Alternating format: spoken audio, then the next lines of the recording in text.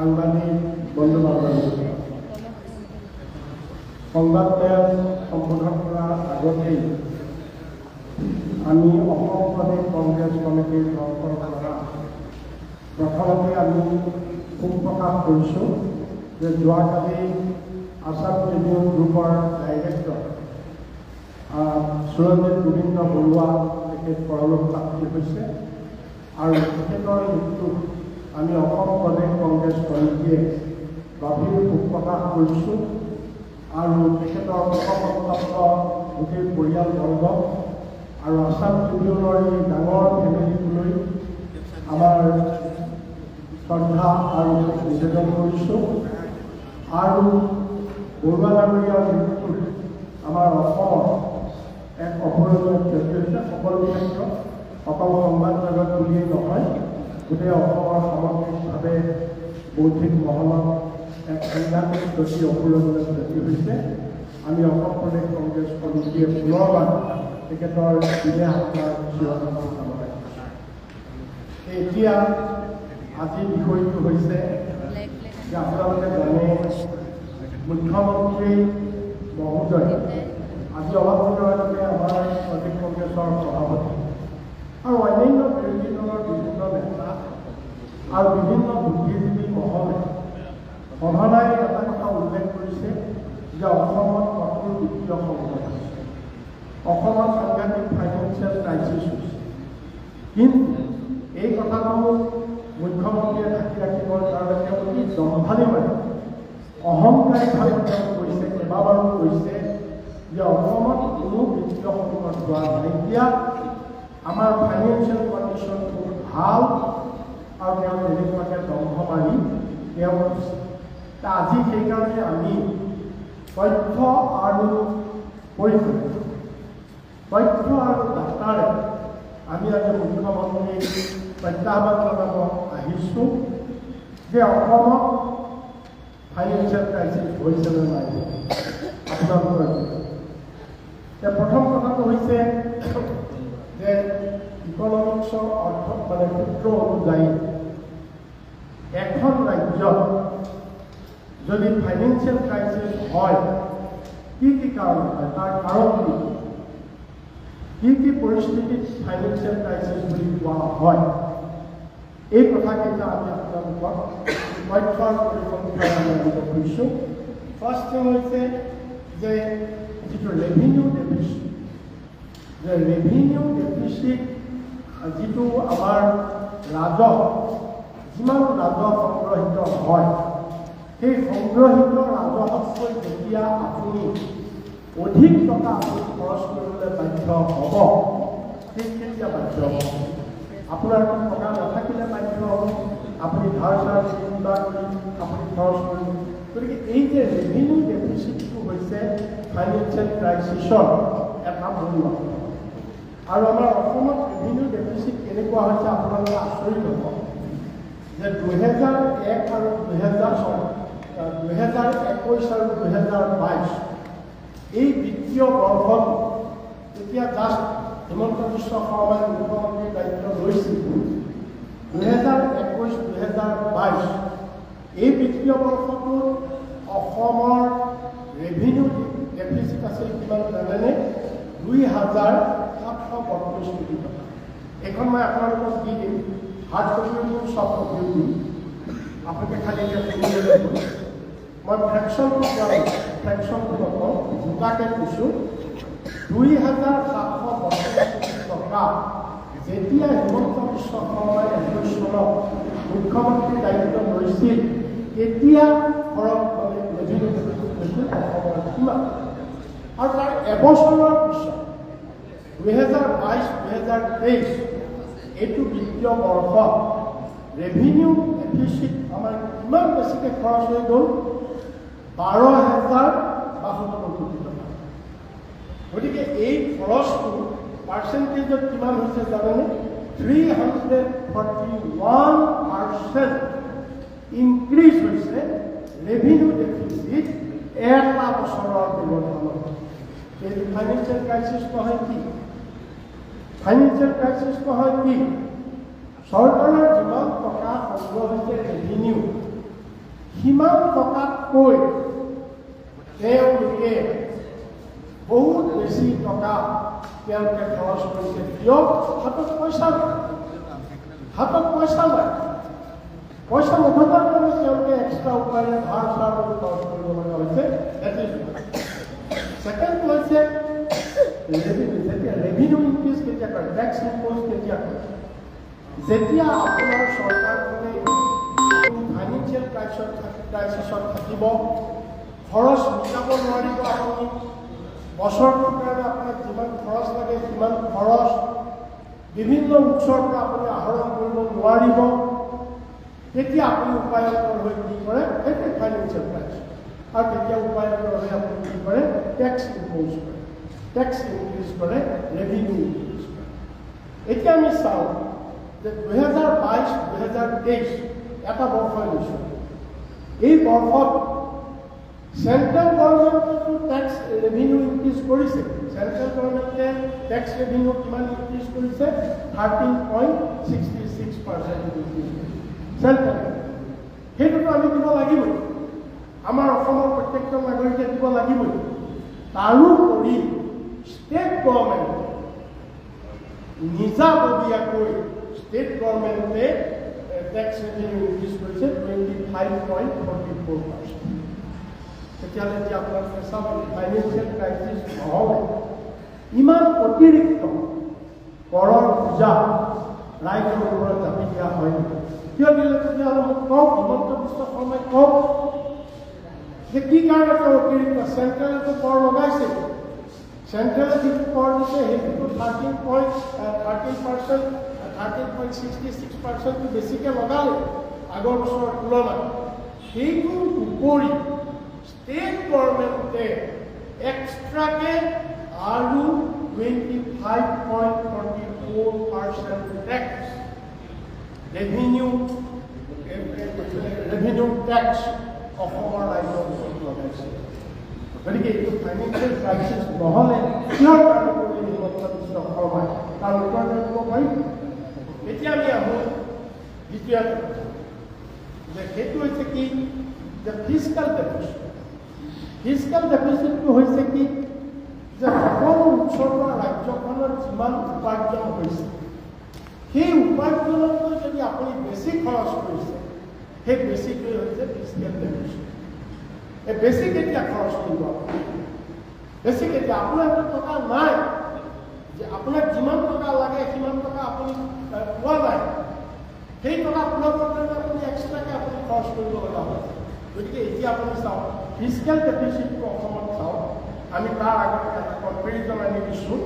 আমি 2018 আৰু 2019, 2018 আৰু 2019 অসমত ফিস্কেল ডেফিচিট আছিল। তেতিয়া সুন্দৰ ডাঙৰীয়া মুখ্যমন্ত্ৰী আছিল আৰু তেতিয়া অসমত ফিস্কেল ডেফিচিট আছিল 4,779 কোটি টকা। আৰু 2021-22 ডক্টৰ হিমন্ত বিশ্ব শৰ্মা মুখ্যমন্ত্ৰী হৈয়ে ফিস্কেল ডেফিচিট কিমান বাঢ়ি গ'ল? 4,779 কোটি টকা ক'ত আৰু 19,861 কোটি টকা।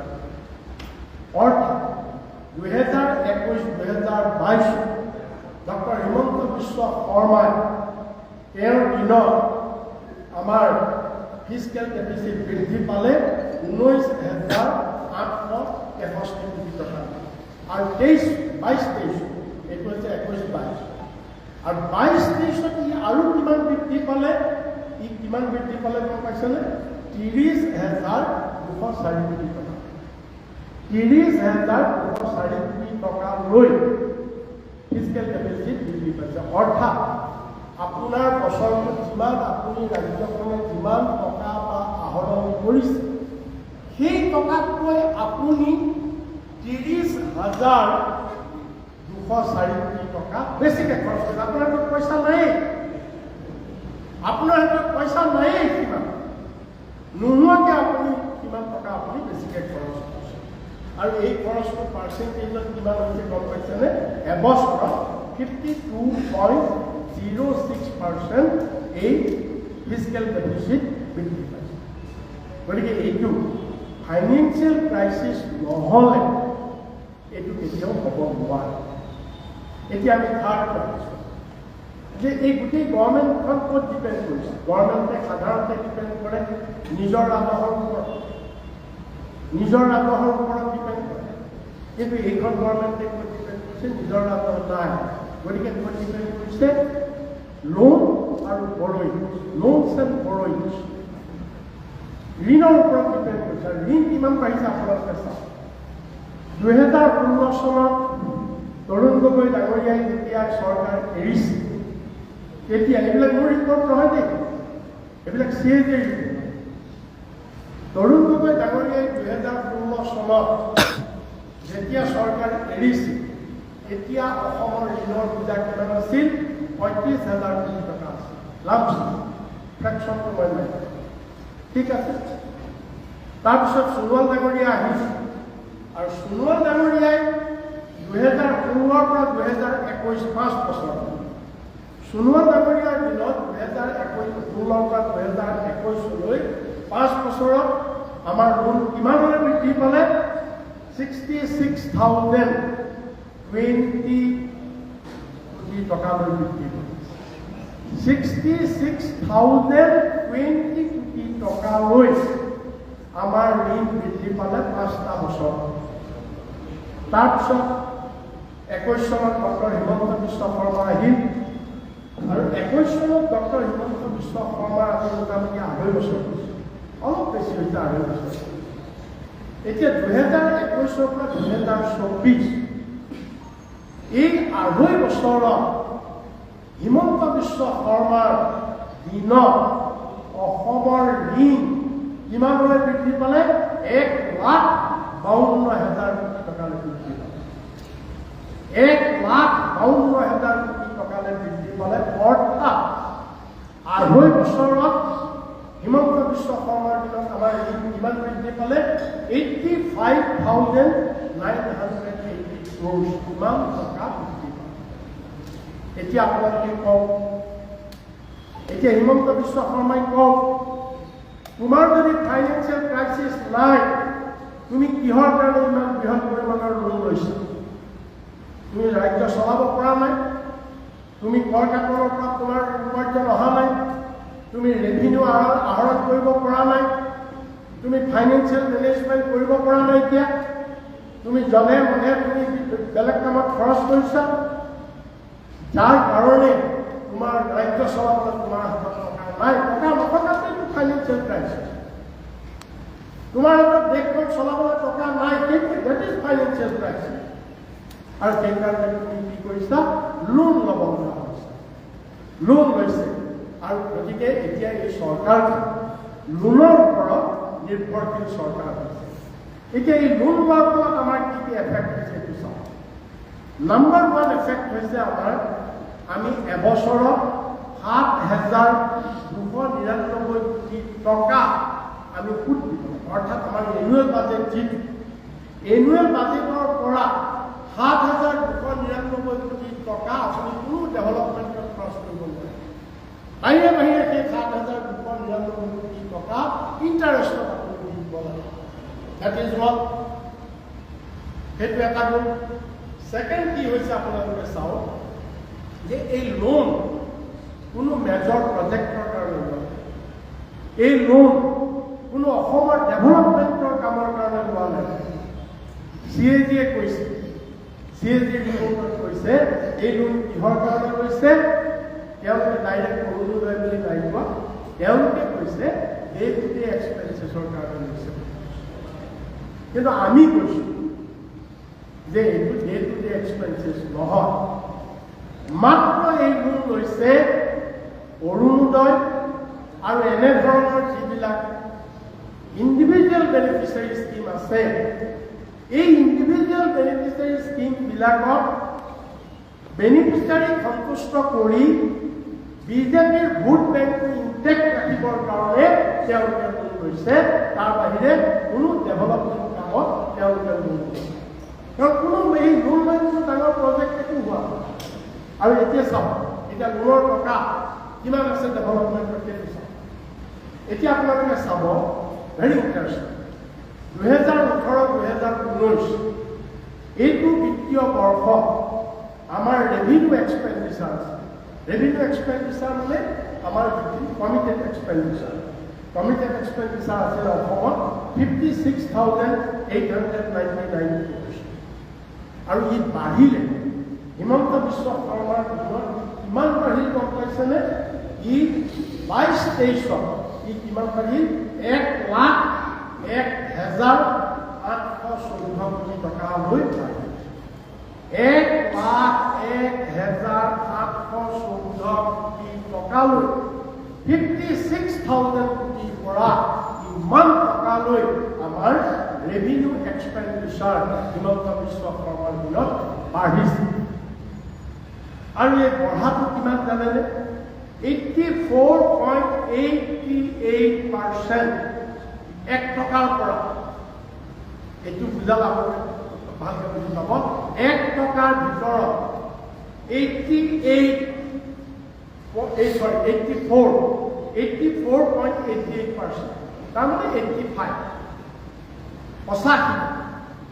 1 টকাৰ পৰা 85 টকা আপুনি যিমান উপাৰ্জন কৰিছে লোন লৈ 1 টকাৰ পৰা 85 টকা আপুনি খৰচ কৰিছে অৰুণোদয় দিয়া অন্যান্য হিতাধিকাৰীক দিয়া বা আপোনাৰ ডে টু ডে এক্সপেন্স কৰ্মচাৰী তাৰ দৰমহাকে ধৰি আপোনাৰ ডে টু ডে এক্সপেন্স থাকিল কিমান 15 মাত্ৰ 15 টকা আপুনি ডেভেলপমেণ্টৰ কাৰণে ৰাখিছে 100 টকাৰ 15 টকা মাত্ৰ অসমত ডেভেলপমেণ্টৰ কাৰণে ৰাখিছে তেতিয়াহ'লে আপোনালোকে চাওক আজি সেইকাৰণে অসমত ডেভেলপমেণ্ট প্ৰথম বছৰতে চমক লগাবলৈ চাৰিওফালে ফ্লাইঅভাৰ এতিয়া আপোনালোকে চাওক তেজপুৰ যাওক মিছন চাৰিআলি ফ্লাইঅভাৰ কৰি আছে কলিয়াবৰ যাওক তেজপুৰ যাওক যোৰহাট যাওক কলিয়াবৰৰ ফ্লাইঅভাৰ কৰি আছে মাজুলীৰ দলং কৰি আছে বিভিন্ন ঠাইত এশ টকা মাত্ৰ 15 টকাহে আপুনি দিছে ডেভেলপমেণ্টৰ কাৰণে বাকী 85 টকা আপুনি লৈ গৈছে অৰুণোদয় দিবৰ কাৰণে অন্যান্য হিতাধিকাৰীৰ কাৰণে আপোনাৰ কথাটো দেখি অসম ধৰণে যাওক অসম যি হয় হওক আমি ইলেকশ্যন জিকিব লাগে আমাৰ ভোটাধিকাৰীটো ইনটেক্ট থাকিব লাগে বাকী আমাৰ হিতাধিকাৰীটো ইনটেক্ট থাকিব লাগে আৰু এই হিতাধিকাৰী আমাক ভোট দিলে আমি জিকি কৰোঁ বাকী যি হয় ভোটে দ্যাট ইজ দ্য ইছ্যু এখন কল্যাণকামী গণতান্ত্ৰিক এখন চৰকাৰৰ আজি এটিচিউডটো হৈছে কি এজন মুখ্যমন্ত্ৰী এটিচিউড কৰিছে কি গতিকে এইটো আজি ফাইনেন্সিয়েল ক্ৰাইচিছ যদি নহ'লেহেঁতেন তেতিয়াহ'লে এই ঘটনাবিলাক আজি অসমত এতিয়া আমি তাৰপিছত চাওঁ যে এতিয়া গভৰ্ণমেণ্টৰ কোনো উপায় নাই এতিয়া আৰু উপায় নোহোৱাৰ কাৰণে এতিয়া কি কৰিছে যে তেওঁলোকে লোন ল'বলৈ বাধ্য হৈছে এতিয়া আপুনি চাওক এইখিনি আমি কৰোঁ তাৰপিছত এতিয়া CAG ৰিপৰ্টটো যদি আৰু আপুনি চায় আৰু এটা বস্তু পাব সেইটো হৈছে কি যে যিটো কেপিটেল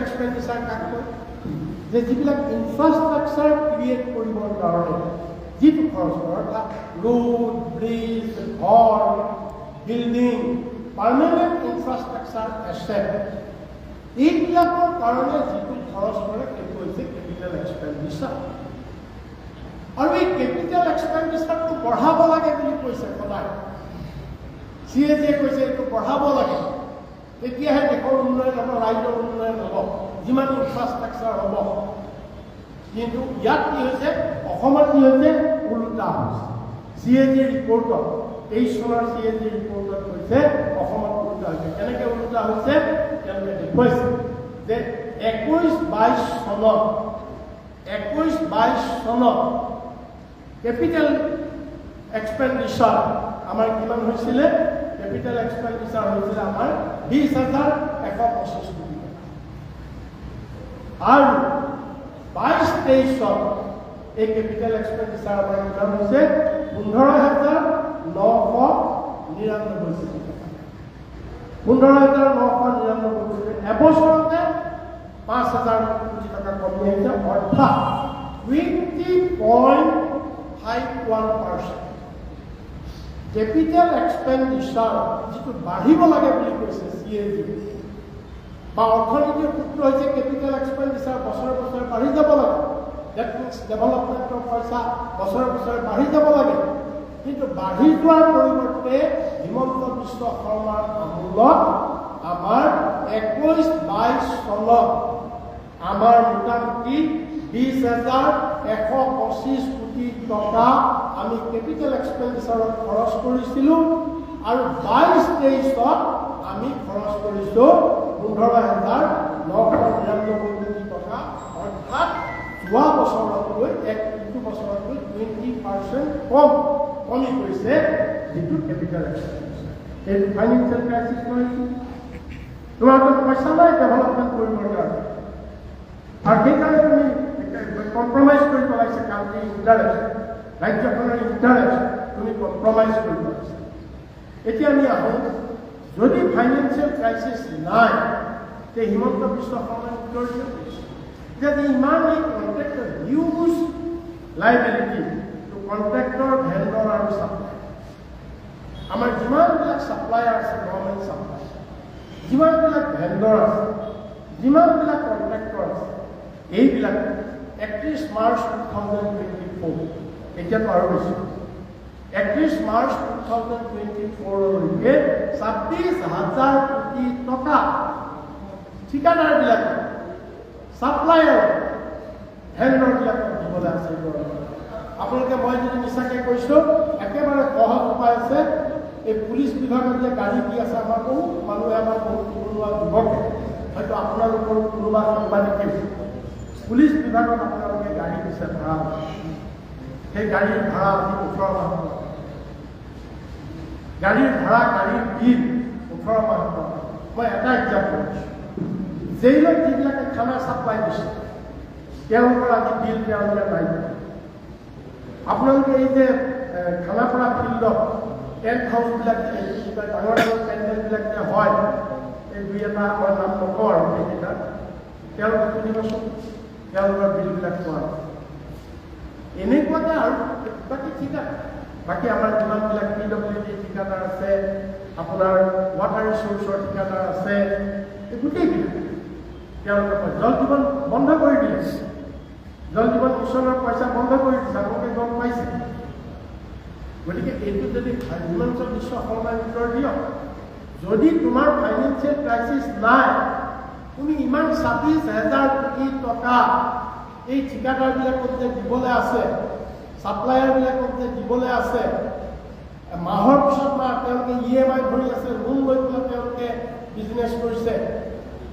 আজি বহুতৰ এইবাৰ দুৰ্গা পূজাত বহুতে বিল পোৱা নাই, নেপালে বিল, 5 মাহ বিল পোৱা নাই দুৰ্গা পূজা। এনেকুৱা এটা অৱস্থা, এইটো ফাইনেন্সিয়েল ক্ৰাইচিছ নহয় কি? এইটো কি হিমন্ত বিশ্ব শৰ্মাই ডাংকুক কৰা নাও ঘূৰিলেও পিনৰ পৰা নানাবে। এতিয়া আমি আৰু এটা আহোঁ, যদি ফাইনেন্সিয়েল ক্ৰাইচিছ আপোনাৰ নাই, তেতিয়া আপুনি উত্তৰ দিয়ে যে huge outstanding on accounts of salary to the contractual, daily wage employees, Anganwadi workers, ASHA কৰ্মী, মিড ডে মিল কুকছ আৰু যিবিলাক ইনষ্টিটিউশ্যন, অৰ্গেনাইজেশ্যন ফাইনেন্সিয়েল এইড আৰু গ্ৰান্সিং এইড ছিষ্টেমত চলি আছে, সেইটো এই গোটেইবিলাকৰ বাবদ 31 মাৰ্চ 2024 5,000 কোটি টকা দিবলৈ লাগে। 5,000 অৰ্থাৎ বহুত অংগনবাদী কৰ্মীয়ে এতিয়াও কেইবামাহৰ দৰমহা পাবলৈ আছে, স্কুলৰ ৰান্ধনীবিলাকে পাবলৈ আছে, মিড ডে মিলবিলাকে পাবলৈ আছে, বাকী স্কুলৰ ৰান্ধনীয়ে পাবলৈ আছে, কণ্ট্ৰেকচুৱেলবিলাকে পাবলৈ আছে। আজি তুমি ৰেগুলাৰ গভৰ্ণমেণ্ট এমপ্লয়ীবিলাকৰ পইচা ভাল পাব, ৰেগুলাৰ গভৰ্ণমেণ্ট এমপ্লয়ীবিলাকে দৰমহা ৰেগুলাৰলি পাই আছে, গুড। কিন্তু এই যে ল' পে, একেবাৰে পেটে ভাতে খাই থকা যিবিলাক অংগনবাদী ৱৰ্কাৰ, যিবিলাক স্কুলৰ ৰান্ধনী, যিবিলাক কণ্ট্ৰেকচুৱেল বেচিছত আছে, খুব বেছি 11,000, 10,000, 8,000, 9,000 টকা পায়, এজনী অংগনবাদী কৰ্মীয়ে 3,000 টকা পায় মান্থলি, 1,500 টকা পায় ৰান্ধনীজনীয়ে, এইবিলাক মানুহৰ পইচা আজি এপিনে ইমান মূল্য বৃদ্ধি চলিব পাৰে। এতিয়া আকৌ আজিৰ পৰা ঔষধৰ 50% ঔষধৰ দাম আকৌ বাঢ়িল। পেট্ৰলৰ তুমি বঢ়ালা আকৌ ভেট 1 টকা 1 পইচা। ইমান গেলাতে টেঙা যে ইমান আজি মানুহৰ ওপৰত তুমি দিছা যে ফাইনেন্সিয়েল ক্ৰাইচিছ নহ'লে। এতিয়া আমি শেষত আহিছোঁ যে আমাৰ ডিমাণ্ড, আমি কি ডিমাণ্ড কৰিছোঁ এই কথাবিলাকৰ যোগেদি আপোনালোকৰ যোগেদি আমি এটা ডিমাণ্ড কৰিব খুজিছোঁ। সেই ডিমাণ্ড হৈছে কি যে মুখ্যমন্ত্ৰীয়ে যে দম্ভালি মাৰি কৈ আছে যে ফাইনেন্সিয়েল ক্ৰাইচিছ একো হোৱা নাই, মই ধুনীয়াকৈ অসম চলাই আছোঁ, সেইটো যদি তুমি সত্য প্ৰমাণ কৰিব খুজিছা তুমি এখন হোৱাইট পেপাৰ পাইছা। তুমি গোটেই অসমৰ অৰ্থনীতিৰ বৰ্তমান অসমৰ লেটেষ্ট অৰ্থনৈতিক অৱস্থাৰ ওপৰত আপুনি এখন হোৱাইট পেপাৰ আপুনি পাব্লিছ কৰক। আৰু বেছি দিনৰ নালাগে, অকল আপোনাৰ কাৰ্য 2021 চনৰ পৰা 2024 চনৰ 31 মাৰ্চলৈকে সামৰি আপুনি এখন হোৱাইট পেপাৰ আপুনি তাত প্ৰমাণ কৰক অসমত ফাইনেন্সিয়েল ক্ৰাইচিছ নাই। আমি আপোনাক ডিমাণ্ড কৰিছোঁ এই সময়টোত আপুনি কওক হোৱাইট পেপাৰত অসমৰ ৰাইজৰ জনাৰ অধিকাৰ আছে। আপুনি কওক যে টোটেল ৰেভিনিউ ৰিচিপ্ট কিমান পাইছে, আপুনি কিমান ৰাজহ আহৰণ কৰি এই পিৰিয়ডটোত, চেণ্ট্ৰেল গভৰ্ণমেণ্টৰ পৰা আপুনি কিমান ফাণ্ড পালে, চেণ্ট্ৰেল গভৰ্ণমেণ্টৰ পৰা আপুনি কিমান ফাণ্ড আনিব পাৰিলে, আপুনি কওক। আপুনি ধাৰ কৰি কিমান আনিছে, লোন আৰু বৰয়িঙত আপুনি কিমান টকা আনিছে, আপুনি কওক। আৰু আপুনি এইবিলাক বিভিন্ন হেডত আপুনি কিমান খৰচ কৰিছে, আপুনি বিভিন্ন হেডত ক'ত কেনেকৈ কিমান খৰচ কৰিছে। আৰু আপুনি যে এই যে কেপিটেল এক্সপেণ্ডিচাৰটো কাট কৰি দিলে, ইনফ্ৰাষ্ট্ৰাকচাৰৰ কাৰণে ৰাজ্যৰ আন্তঃগাঁথনিৰ কাৰণে যি বৃহৎ পুঁজি ধাৰ্য কৰা হৈছিলে সেইকেইটা আপুনি কাট কৰিলে, 100 টকাৰ পৰা মাত্ৰ 15 টকালৈ আপুনি কমাই আনিলে। কি কাৰণে আপুনি আনিলে? আপুনি হোৱাইট পেপাৰত আপুনি যে উপযোগ কৰি আপোনাৰ কাৰ্যকালত 3বাৰ আপুনি ভেট বঢ়ালে। পেট্ৰল ডিজেলৰ দামটো বাঢ়ি আছে। আন্তৰ্জাতিক বজাৰততো ক্ৰুড অইলৰ দাম কমি আছে, বাঢ়ি আছে। এইটো বাৰু চেণ্ট্ৰেল গভৰ্ণমেণ্টৰ কথা, আমি সেইটো বাৰু পিছত ক'ম। কিন্তু ৰাজ্য চৰকাৰ হিচাপে আপুনি এতিয়ালৈকে আপুনি এই 2.5 বছৰত আপুনি 3বাৰ ভেট ইনক্ৰিজ কৰিছে। পেট্ৰল আৰু ডিজেলৰ ওপৰত আপুনি 3বাৰ ভেট ইনক্ৰিজ কৰিলে। আৰু শেহতীয়াকৈ আজি 3-4 দিনৰ আগত আপুনি 1 লিটাৰ পেট্ৰলত 1 টকা 1 পইচা, 1 টকা 1 পইচা আপুনি 1 লিটাৰ পেট্ৰলত আপুনি আৰু ভেট ইনক্ৰিজ কৰিলে। কি কাৰণে কৰিছে? আপোনাৰ ফাইনেন্সিয়েল ক্ৰাইচিছ নাই কাৰণে কৰিছে নেকি? যদি আপোনাৰ ইমান পইচাই আছে তেতিয়াহ'লে জনসাধাৰণক এইবিলাক মাথা মাৰা আপুনি কিয় মাৰিছে? আপোনাৰ যদি ক্ৰাইচিছ হোৱাই নাই। গতিকে সেইকাৰণে আমি অসম প্ৰদেশ কংগ্ৰেছ কমিটিয়ে আমি ডিমাণ্ড কৰিছোঁ মুখ্যমন্ত্ৰীক এখন হোৱাইট পেপাৰ তেওঁ পাব্লিছ কৰি এই গোটেই কথাখিনি অসমৰ ৰাইজক তেওঁ জনাব লাগে। জনোৱাৰ তেওঁৰ দায়িত্ব আৰু ৰাইজৰ জনাৰ অধিকাৰ আছে। কাৰণ আমাৰ টকাৰে চৰকাৰ চলিছে, আমাৰ টকা, আমিতো ভোটী চৰকাৰ পাতিছোঁ প্লাছ আমি চলাইছোঁ চৰকাৰ, আমাৰ চৰকাৰৰ টকাৰে চৰকাৰ চলিছে। গতিকে আমাৰ জনাৰ অধিকাৰ আছে, ৰাইজৰ জনাৰ অধিকাৰ আছে। আৰু শেষত আপোনালোকৰ যোগেদি আমি অসমৰ ৰাইজক আমি এটাই এপিল দিব খুজিছোঁ। সেই এপিলটো কি যে এতিয়া অসমখন এই হিমন্ত বিশ্ব শৰ্মাৰ কেৱল হিতাধিকাৰী ৰাজনীতিয়ে, ভোট বেংকৰ ৰাজনীতিয়ে অসমৰ কোনো উন্নয়ন আগলৈ নানে। অসম ধাৰত গ'ল আৰু ধাৰত যাব, দেউলীয়া হ'ব। এটা সম্পদ বিক্ৰী কৰিছেই। এতিয়া আমি ইমান কোটি টকা ধাৰৰ বোজা আজি আমাৰ ওপৰত আছে। আমি মোটামুটি এতিয়া আৰু বাঢ়িব 48,000 টকা। এজন মানুহৰ জনমূৰি ধাৰৰ বোজা আজি আমি 48,000 টকা। আকৌ মাহে 1,000কে লৈ থাকে, আকৌ বাঢ়ি গৈ সেইটো বোজাটো বাঢ়ি গৈ। এতিয়া আমাৰ বিকল্প কি আছে? অসমৰ ৰাইজক আমি আপোনালোকৰ যোগেদি আহ্বান কৰিছোঁ যে অসমখন যদি বচাবলৈ হয় অসমত এই বৃহস্পতি অৰ্থনীতিলৈ লৈ গ'ল হিমন্ত বিশ্ব শৰ্মাই বিজেপিয়ে কেৱল ভোট বেংক ক্ৰিয়েট কৰাৰ ইণ্টাৰেষ্টত গোটেই অসমৰ ৰাজহ তাত খৰচ কৰি যে এতিয়া অসমক বচাবলৈ হ'লে এটাই ৰাস্তা আছে, এটাই উপায় আছে, আৰু সেই উপায় অসমৰ ৰাইজে ল'ব লাগে। সেই উপায় হৈছে আগন্তুক উপনিৰ্বাচন, আগন্তুক পঞ্চায়ত নিৰ্বাচন আৰু 2026 চনৰ বিধানসভা নিৰ্বাচনত বিজেপিক বিদায় দিব লাগিব। আৰু বিজেপিক যদি বিদায় দিয়ে ভাৰতীয় জাতীয় কংগ্ৰেছৰ কল্যাণকামী চৰকাৰ আকৌ যদি অসমৰ ৰাইজে প্ৰতিষ্ঠা কৰে তেতিয়াহ'লে অসম আকৌ বাচিব। যেনেকৈ উদাহৰণ আছে, যেনেকৈ AGPৰ দিনত গোটেই অসম বিধ্বস্ত হৈ যোৱা অসম তৰুণ গগৈ ডাঙৰীয়াই কংগ্ৰেছৰ নেতৃত্বত 15 বছৰত গঢ়ি তুলিছে। উদাহৰণ আছে। ঠিক একেদৰেই আজি হিমন্ত বিশ্বই আকৌ ধ্বংস কৰিছে, আকৌ কংগ্ৰেছ চৰকাৰে ইয়াক সুন্দৰভাৱে গঢ়ি তুলিব। গতিকে আমি অসমৰ ৰাইজক এই বিজেপিক বিদায় দিবৰ বাবে আমি আহ্বান কৰিছোঁ। ধন্যবাদ।